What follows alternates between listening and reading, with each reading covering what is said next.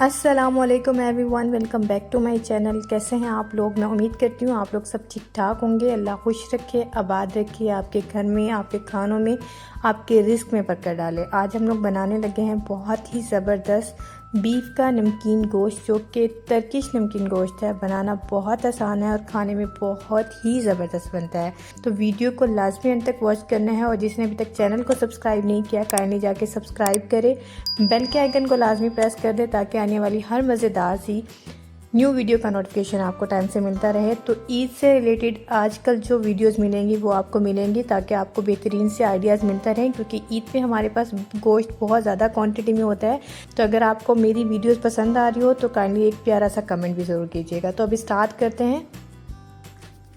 तो सबसे पहले हम लोग क्या करेंगे, बिस्मिल्लाहिर्रहमानिर्रहीम। खाना खाने या खाना बनाने से पहले लाजमी बिस्मिल्लाह पढ़ा करें। एक तो खाने में बरकत बहुत अच्छे से होती है, दूसरा ये है कि खाने में जो जायका है वो पैदा हो जाता है। तो यहाँ पे मैंने ले लिया है बीफ का गोश्त और मैंने यहाँ पे इसको जो है चर्बी के साथ लिया है। अगर आपके पास चर्बी वाला ना हो तो आप थोड़ी सी चर्बी ऐड करवा सकते हैं। इससे जो आपका बीफ है, नमकीन गोश्त है, वो जूसी बनेगा और बहुत ही ज़बरदस्त बन के तैयार होगा।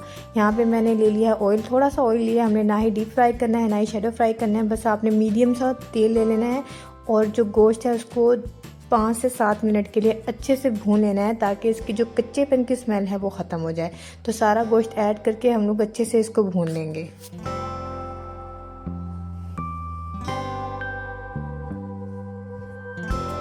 ये जो नमकीन गोश्त है ये आप इस ईद पे लाजमी ट्राई कीजिएगा। मुझे पूरा यकीन है आपके घर वालों को बहुत पसंद आएगा।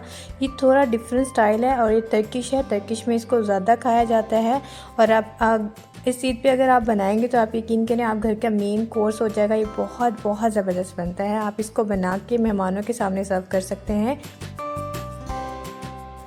तो आपने हॉल जो गोश्त है वो सारा का सारा ही आपने ऐड कर देना है कढ़ाई में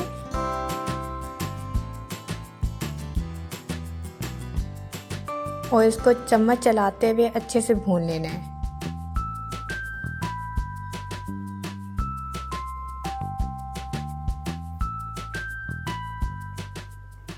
तो बस आपने इसकी जो भुनाई है वो इतनी देर करनी है कि जो इसका कलर रेड है ये ट्रांसफ़र होकर वाइट हो जाएगा। तो बस आपने इस पॉइंट तक ही इसको अच्छे से भून लेना है ऑयल में। ऑयल में डालने से एक तो 2 बेनिफिट्स हो जाएंगे इसके। एक तो ये होगा कि इसकी रॉ स्मेल ख़त्म हो जाएगी और दूसरा ये होगा कि इसमें जो टेंडराइज़र है, मीट टेंडराइज़र है, वो आपको ज़्यादा डालने की ज़रूरत नहीं पड़ेगी और ना ही ज़्यादा पानी ऐड करने की ज़रूरत पड़ेगी। इसमें एक जो ऑयल की लेयर है ऊपर वो आ जाएगी जिससे आपका जो बीफ है वो बेहतरीन सा गल जाएगा। तो बस आपने अगर स्टार्टिंग में बुनाई कर रखी हो तो आपका जो बीफ पकने का प्रोसीजर है वो फास्ट हो जाता है।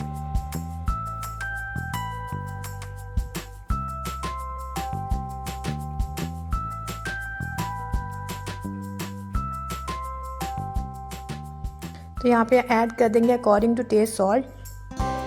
आपको जितना नमकीन पसंद है आप उसके अकॉर्डिंग ही नमक ऐड कर सकते हैं और क्वांटिटी ऐड कर सकते हैं। यहाँ पे ऑलमोस्ट मेरे पास 1 kg के बराबर बीफ था और मैंने यहाँ पे 1 टेबलस्पून जो नमक है वो ऐड किया है। इससे बेहतरीन नमकीन टेस्ट आएगा, ना ही कम है ना ही ज़्यादा है।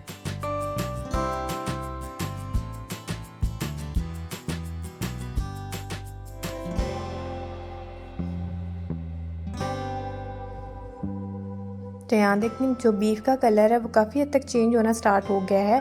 ये रेड से ट्रांसफ़र होकर वाइट में कन्वर्ट होना स्टार्ट हो गया है। तो बस इसी पॉइंट तक आपने इसको पकाना है।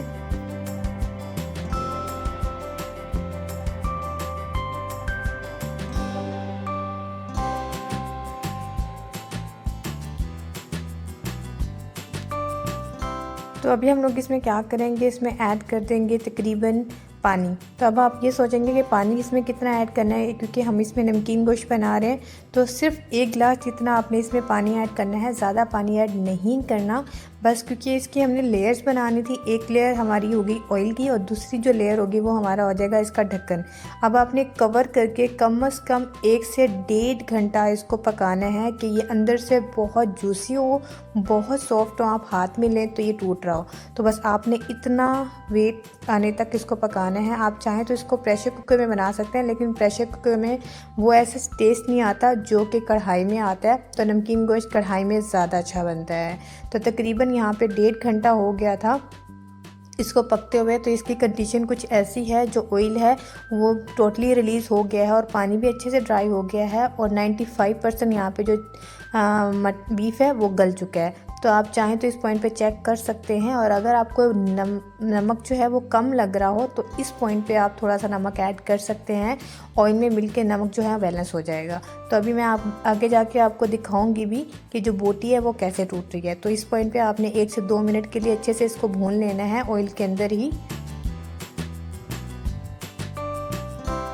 आपके पास जितना इसमें यखनी होगी यानी कि चर्बी होगी, उतना ही ये जो नमकीन गोश्त है वो अच्छा बनेगा। आपने हड्डी वाला गोश्त लेना है, वो नॉर्मल गोश्त नहीं लेना।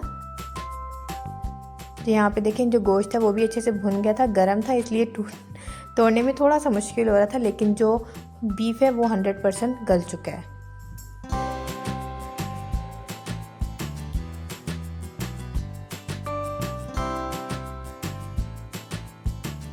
तो बस अभी हम चूल्हे से इसको उतार लेंगे। तो यहाँ देखें चूल्हे से हमने इसको उतार लिया है।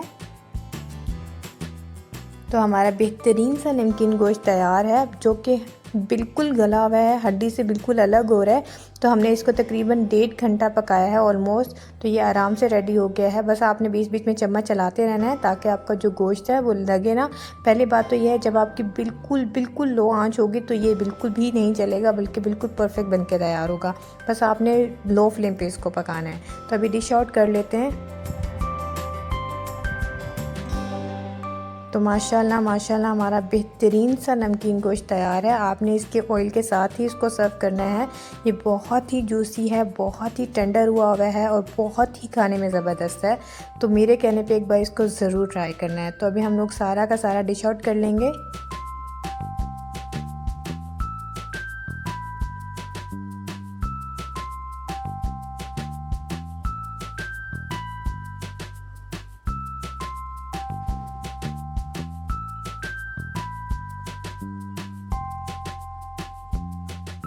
तो थोड़ा सा गार्निशिंग के लिए थोड़ा सा ऊपर ऐड कर देंगे हरी मिर्ची और साथ में थोड़ा सा हरा धनिया, ताकि थोड़ा सा प्रेजेंटेबल लगे। तो यहाँ पे मैं आपको बोटी दिखा दूँ कि कितनी आराम से टूट रही है। बहुत ही टेंडर है, बहुत ही जूसी है अंदर से जो बीफ है।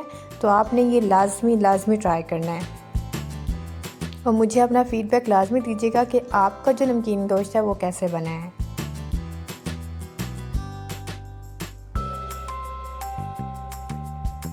तो सारा का सारा जो ऑयल है वो मैंने इसके ऊपर ऐड कर दिया था। तो अभी मैं आपको तोड़ के भी दिखाती हूँ कि ये हड्डी से कैसे अलग हो रहा है। बहुत ही ज़बरदस्त बन के तैयार हुआ है।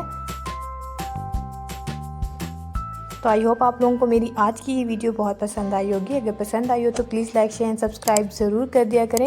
बेल के आइकन को लाजमी प्रेस कर दिया करें ताकि आने वाली हर मज़ेदार सी वीडियो का नोटिफिकेशन आपको टाइम से मिलता रहे।